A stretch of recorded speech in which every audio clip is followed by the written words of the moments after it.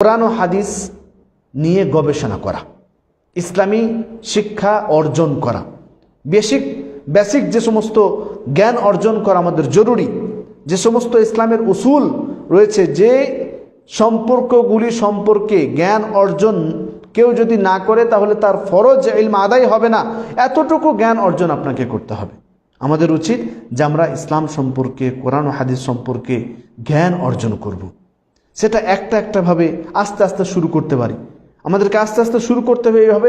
প্রথমে আপনি আকীদা, সংক্ষিপ্ত আকীদা সম্পর্কে কোন একটি বই পড়ুন। আকীদা সম্পর্কে বই যদি আপনি না পড়ে, আপনার আকীদাই যদি ঠিক না থাকে, তাহলে আপনার যে কোনো ধরনের ইবাদত কবুল হবে না। তো আপনি তো ইসলাম থেকে খারিজ হয়ে গেছেন।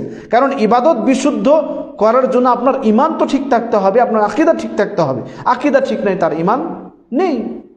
তার ঈমান যদি না থাকে তাহলে তার আমল, সে আমলগুলো করে তো কোনো কাজেই আসবে না। তো প্রথমে আমাদের উচিত যে আমরা প্রথমে কি করব, আকীদা সম্পর্কে কোনো একটি, প্রথমে আস্তে আস্তে শুরু করব, কোনো একটি সালাফি আলেমের লিখিত বই আমরা পড়ব আকীদা সম্পর্কে।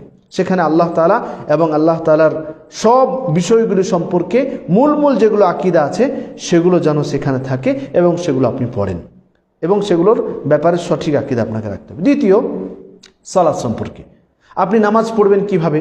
আল্লাহর রাসূল সাল্লাল্লাহু আলাইহি ওয়াসাল্লাম তিনি যে বলেছেন, সাল্লু কামা রাআইতুমুনি উসাল্লি, তোমরা নামাজ পড়ো সেইভাবে যেভাবে আমাকে পড়তে দেখেছো, বা সাহাবায়ে কেরামরা পড়তে দেখেছেন এবং তার বর্ণনা করেছেন, বিশ্লেষণ দিয়েছেন, ওইভাবে নামাজ পড়তে হবে। তো নামাজের জন্য আমাদের উচিত পরিপূর্ণ নামাজ শিক্ষা অর্জন করা।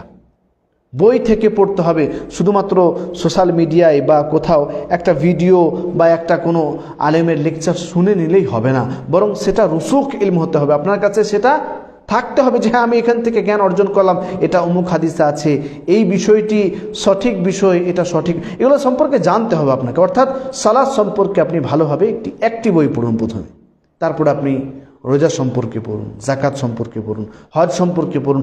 এভাবে আস্তে আস্তে আস্তে আস্তে কোরআন হাদিসের যে সমস্ত মেন বিষয় সেগুলো সম্পর্কে জ্ঞান অর্জন করুন।